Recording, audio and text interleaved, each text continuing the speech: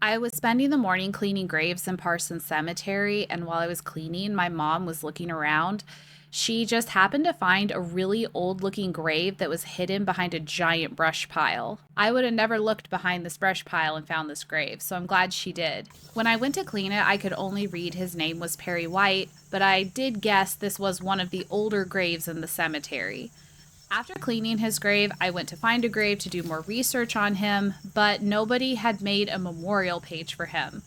This is the information I was able to find out. Perry C. White was born on April 7th, 1833, in Indiana. He was the first of 7 children born to David and Susanna James White. When Perry was born, his father was 34 and his mother was 18. When Perry was around 17 in 1850, his family had moved to Ozark County, Missouri, and they had started a farm. On March 1st, 1860, when Perry was 26, he married 15-year-old Pernetta Smith.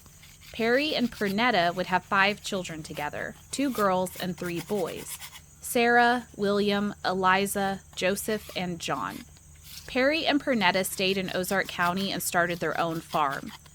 A connection I found to one of my previous videos that I posted was a surprise.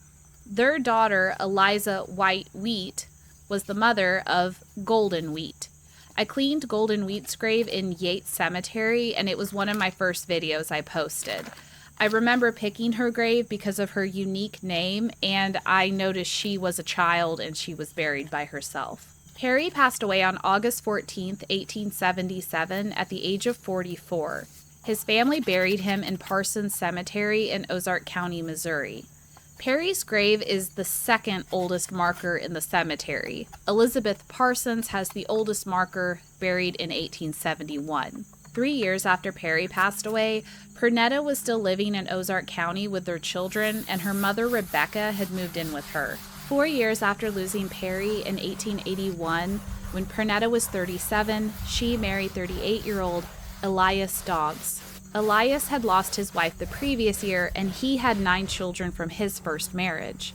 Elias and Pernetta would have 3 children together, 1 son named James and 2 daughters named Martha and Charlie. With their combined families, this brought their total number of children to 17. Pernetta passed away in 1921 at the age of 77, and she is buried in Henderson Cemetery in Douglas County, Missouri. Oddly enough, Elias is buried in a different cemetery, even though I don't think he ever remarried. He is buried in Sweeten Pond Cemetery in Ozark County, Missouri. As you can see from my video, the only photo I was able to find was of Pernetta's second husband, Elias. So if anybody can find any photos of Perry's family or has them and you could upload them to Ancestry, that would be great. I would love to see them. The top of Perry's stone has 2 hands in a handshake, signifying the living saying goodbye to the dead.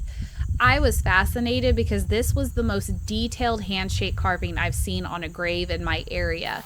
You can notice the details even on the fingernails and on the coat sleeves. His epitaph says, "Dearest husband, thou hast left us. Here thy loss I deeply feel, but it is God who hath bereft me. He can all my sorrow heal." Just being honest here, I didn't know what bereft meant. I looked it up. It means sad and lonely, especially after someone's death or departure. This epitaph was clearly a message from his wife to convey to everybody how much she missed Perry after his death. I went ahead and made Perry a memorial page on Find a Grave and uploaded my cleaned headstone photo, so hopefully other members of his family can see his resting spot.